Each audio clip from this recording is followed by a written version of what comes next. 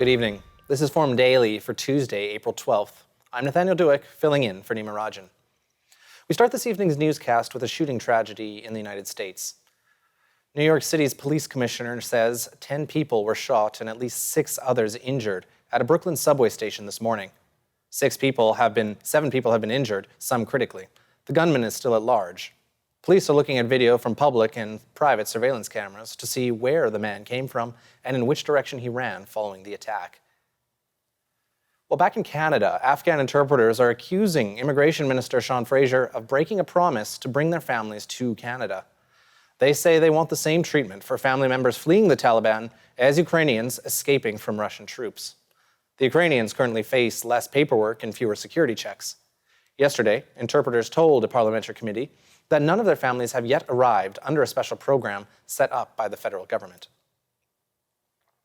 Well, with the 6th wave of the pandemic already hitting some parts of the country, Chief Public Health Officer Dr. Theresa Tam is urging everyone to take a vaccine plus approach. She says that includes getting booster shots if you can, wearing masks, and limiting personal contacts. Dr. Tam says a booster dose further increases vaccine effectiveness to over 90% against severe outcomes. Staying on the issue of the pandemic, healthcare experts say Canada is now doing substantially less COVID-19 testing per capita than other wealthy countries. That says provincial governments are telling residents to take a bigger role in managing their risk. University of Toronto professor Tara Moriarty says government leaders need to do a better job of communicating what the current situation is and who might be most at risk so people can make good choices. Well, blizzard and winter storm warnings are now in effect from southeastern Saskatchewan through to areas north of Lake Superior. Environment Canada says a major spring blizzard is expected to begin tonight and last through to Friday morning, bringing up to 50 centimeters of snow and winds gusting to 90 kilometers an hour. Travel is expected to be extremely hazardous due to reduced visibility. Well, the Canada Pension Plan Investment Board is launching a joint venture with Tata Realty and Infrastructure to develop and own commercial office space in India. The Canadian pension fund manager will make an equity commitment of about $438 million. The joint venture will begin with 2 assets that are owned and operated by Tata Realty and Infrastructure and may also involve developments in several key cities in India, including Mumbai. Well, to housing-related news now. Statistics Canada reports multiple property owners held between 29 and 41% of the residential and recreational housing stock in 4 provinces in 2019 and 2020. Multiple property ownership accounted for 41% of Nova Scotia's housing stock, 39% of New Brunswick's, 31% of Ontario's, and 29% of British Columbia's. Last week, the federal government announced a slew of housing measures, including ones meant to limit foreign ownership. While Ontario's financial watchdog is projecting that the province will balance the books in 2023 to 24 under current policies. The Financial Accountability Office says Ontario is also on track to run a $7.1 billion surplus 3 years later. In a report released today, the FAO says the province is seeing strong revenue growth that will outpace program spending. Ontario had a deficit of $16.4 billion in 2020 to 21 due to COVID-19 spending. Well, Nova Scotia RCMP and the Medical Examiner's Office are investigating the death of a man pulled from the waters off Peggy's Cove. He was one of 2 men who slipped off the rocks last evening. The second man was pulled from the ocean and rushed to the hospital with life-threatening injuries. Well, a Toronto-based company is moving away from the plastic bread bag clips we've all used for years. Bimbo Canada says it will start replacing the plastic tags on all bread products with compostable cardboard ones, beginning with its commercial bakery, Bimbo, in Moncton, New Brunswick. Bimbo sells bread under a variety of brand names, including Dempster's, Villaggio, Ben's, and Stonemill. It expects it will fully phase out plastic tags at all its bakeries across Canada by the end of June. And a health warning is being expanded. A Canadian recall of some Kinder brand chocolates has added more products to its list just days before the Easter holiday. The Canadian Food Inspection Agency says the recall is linked to an outbreak of salmonella in Europe, but adds no illnesses have been reported in Canada. The recalled items include Kinder Advent calendars, Kinder Surprise Frozen, Kinder Surprise Trolls, and Kinder Surprise the Smurfs. All affected products were sold nationally in a variety of sizes, with best before dates ranging from March 2nd of this year to November 29th. Well, stay with us. When we return, we'll be talking a bit more about Afghan interpreters and their struggle. So stay with us right here on Forum Daily.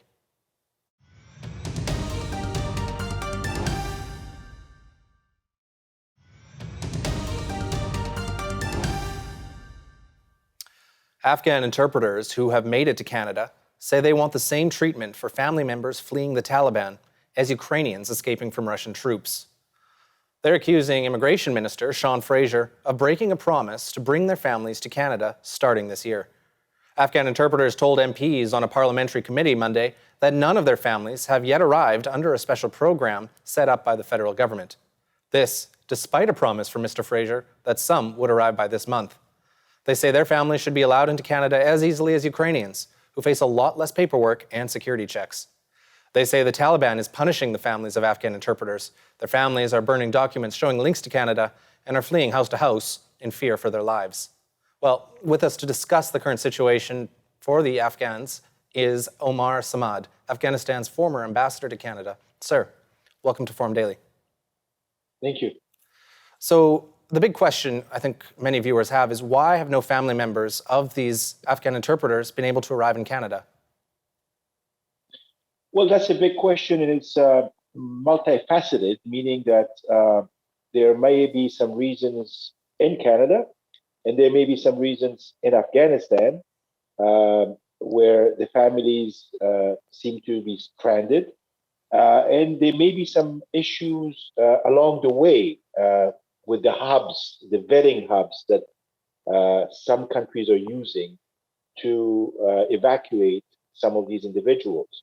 On the Afghan side, I think that you have a choice. Either you play hardball with the Taliban and they make it difficult for people to leave, or in some cases, as we have seen with other countries, you engage with them knowing that this is the purpose and that they need to respond and hopefully positively allow the family members who legally can travel and leave and join their families and their loved ones in Canada to do so. I know the federal government says it set up a special program to bring interpreters' families to Canada. Can you explain that program to our viewers? Well, I'm not in Canada, and so I have followed the story somewhat closely, but I think this is a question you may ask of Canadian officials. They should be able to give you more details.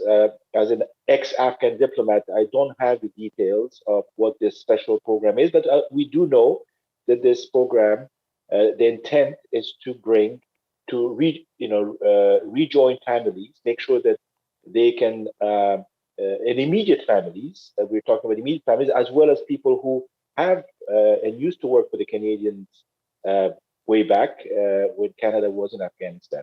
So this is obviously a program that is designed to do so, and I'm not sure how different it is from the Ukrainian program. Oh, interesting you mentioned the Ukraine program. This is certainly contrasting the two humanitarian crises quite accurately. But what are some of the reasons that family members in Afghanistan could face more paperwork and security checks than those who are fleeing Ukraine? Well, there are two very different cases. Obviously, Afghanistan, a country that has been at war for 20 years, part civil war, part a war against terrorism, in part insurgency, counterinsurgency, a very complex situation in Afghanistan where you sometimes don't know who's who and whether they're friend or foe.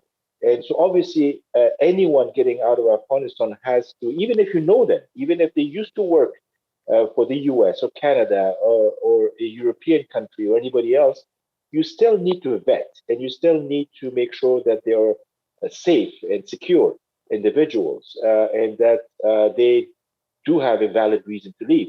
So I think that in the Ukraine situation, which is ongoing, things are much more black and white. They're much clearer.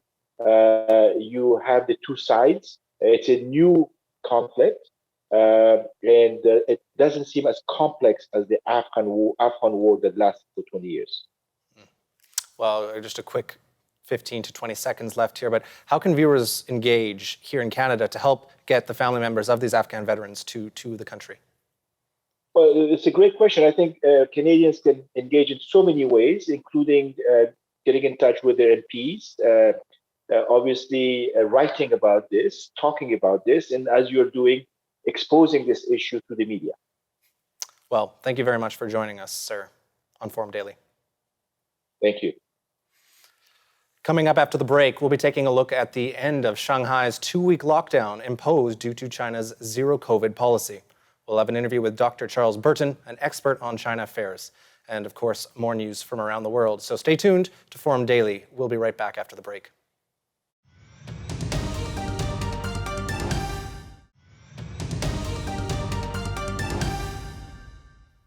Well, some residents of Shanghai have been allowed out of their homes as the city of 25 million eases a 2-week shutdown. This comes after a video posted online showed what was said to be people who ran out of food breaking into a supermarket. The online news outlet, The Paper, said about 6.6 million people will be allowed to go outdoors. The government said some markets and pharmacies would reopen. However, a health official warned that Shanghai doesn't have the virus under control despite easing restrictions. China's zero COVID policy is among the strictest approaches to dealing with the pandemic in the world. But with us to discuss China's zero COVID policy is Dr. Charles Burton, an expert on China affairs.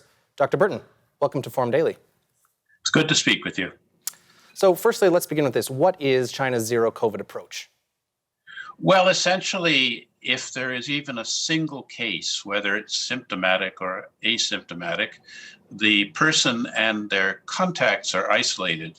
And this is not quarantine requiring that you stay home, but people are sent to specific, specially constructed quarantine facilities until such time as the risk of transmission is removed.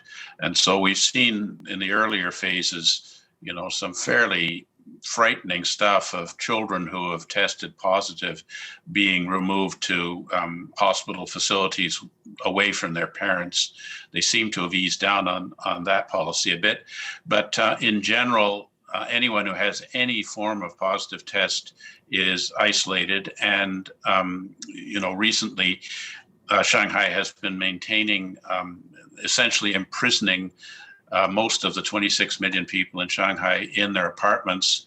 Initially, it was for a 4-day period and then expanded. And as your report indicated, people started to run short of food. The services for delivering food were inefficient, and any number of other serious issues with being essentially locked into your apartment, such as people who had prescription medicines were not able to renew the prescriptions, and people whose close family members had become near death or died while in isolation were not able to go and see them and attend to their final rites. So it's been a very troubling situation in Shanghai, causing a great deal of public discontent. And in addition, it's causing a ripple effect in other cities in China, as they are afraid that the central government will impose the same extremely restrictive policies. You're seeing panic buying all over the country. You mentioned panic buying in addition to the human cost of this. So what are the economic repercussions that are resulting from this policy, in particular in China? Well, it has had an enormously disruptive effect on supply chains because so many people are unable to get to work. And so we're expecting to see a decline in Chinese GDP as a result of this. And, Shanghai is China's economic center. And there's a lot of industrial activity that goes on there. So closing down the city of 26 million has a huge impact on the Chinese economy and exports as well. And I don't see any end to this, largely because the Chinese vaccines are not as effective as our vaccines. They haven't developed the mRNA vaccines. And the Chinese government, I think out of nationalist pride, even though they could well afford to do so, have not been importing the more effective vaccines. So this policy is partially a function of the ineffectiveness of the Chinese vaccines. So you mentioned an ineffective approach here, but why are officials in China sticking with the zero COVID approach? Well, it becomes very difficult to turn it around once it's got the approval of the senior leader, Party General Secretary Xi Jinping, and because of the lack of medical facilities in Shanghai to deal with large numbers of people needing ICU care, this policy seems to be their best option. In other words, just not allowing people to contact each other.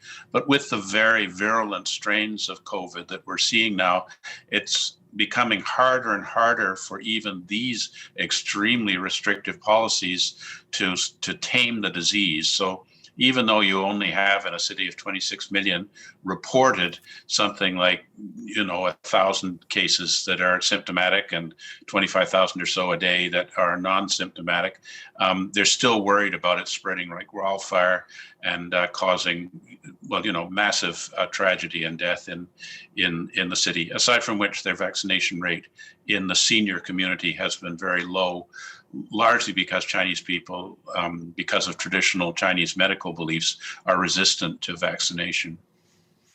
Well, that is very interesting. Thank you for joining us today, Dr. Burton. It's good to speak with you. Thank you very much.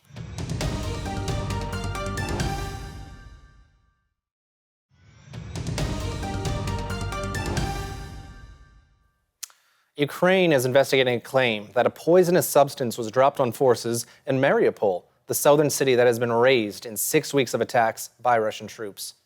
British Foreign Secretary Liz Truss says the use of chemical weapons could be a callous escalation in the conflict, and Australian Minister Marise Payne says it would be a wholesale breach of international law. Meanwhile, Russian President Vladimir Putin toured a space facility today and insisted his campaign would achieve its goals. He says Russia had no choice but to launch what he calls a special military operation to protect civilians in the predominantly Russian-speaking Donbass. Well, the World Trade Organization has issued a grim economic outlook. It says trade in goods will grow by just 3% this year, much less than previously expected, due to Russia's war in Ukraine. It points to multiple uncertainties in its forecast because Russian and Ukrainian exports of items like food, oil, and fertilizers are under threat from the war. It also cites the lingering impact of the pandemic. While all this, as the U.S. Labor Department reports, inflation jumped 8.5% in March, the biggest year-over-year increase since December 1981. Costs for food, gasoline, housing, and other necessities are squeezing American consumers and wiping out the pay raises that many people have received. The March inflation numbers are the first to capture the first or full surge in gasoline prices that followed Russia's invasion of Ukraine. Meanwhile, London's Metropolitan Police are issuing more than 30 fines in relation to the Partygate scandal, including on Boris Johnson and his finance minister, Rishi Sunak. Both were found to have breached COVID-19 regulations following allegations of lockdown parties at government offices. It's not clear how much Mr. Johnson and Mr. Sunak were fined. Boris Johnson's government has been rocked over revelations. His staff held bring-your-own-booze office parties, birthday celebrations, and wine time Fridays in 2020 and 2021. This amid the government's COVID-19 restrictions. Mr. Johnson has since paid his fine in full. Well, scientists say an extra contagious version of the Omicron variant is spreading globally, but it doesn't seem to cause more severe disease. Since the stealth Omicron was first identified in November, it has been driving a new surge in parts of Asia and Europe. COVID-19 vaccines appear just as effective against both kinds of Omicron, offering strong protection against severe illness and even death. Western authorities are reporting a major success in the global fight against hacking. A 21-year-old man from Portugal has been arrested after police agencies from Europe and North America dismantled an online marketplace called Raid Forums, which was used to buy and sell hacked and stolen personal data belonging to millions of people. Diogo Santos Coelho was taken into custody in the United Kingdom and is now facing extradition to the US on cybercrimes charges. Well, a study in Nature Communication finds climate change made the record-breaking 2020 Atlantic hurricane season more rainy, with 30 named storms dropping 5% more rain. And scientists are predicting human-caused climate change is going to make this season rainier too. 2020 broke records for the number of named storms, for the number that became major storms, and the number that made landfall in the United States. While in other news, the Australian state of Victoria is going to host the 2026 Commonwealth Games. The opening ceremony will be at the Melbourne Cricket Ground, and 16 sports have been confirmed on the initial program. The Commonwealth Games were scheduled for Durban this year, but Birmingham, England stepped in when financial constraints forced the South African city to withdraw. Well, FIFA is getting into the streaming platform business with a soccer version of Netflix and Amazon Prime that will be called FIFA Plus. The free service will provide mostly feature documentaries and some live games to start off with, but it could eventually be a way for FIFA to broadcast World Cup matches at a cost. Well, now to end the newscast on a positive note. Canadians from all backgrounds are finding ways to support Ukrainians who are fleeing the Russian invasion of their country. There have been regular pierogi fundraisers in Ukrainian communities across the prairies, and in Calgary, both Muslim and Sikh communities are holding donation drives. Members of the Sikh community have been dropping off cash donations, blankets, and other items at the Dashmesh Cultural Centre in northeast Calgary.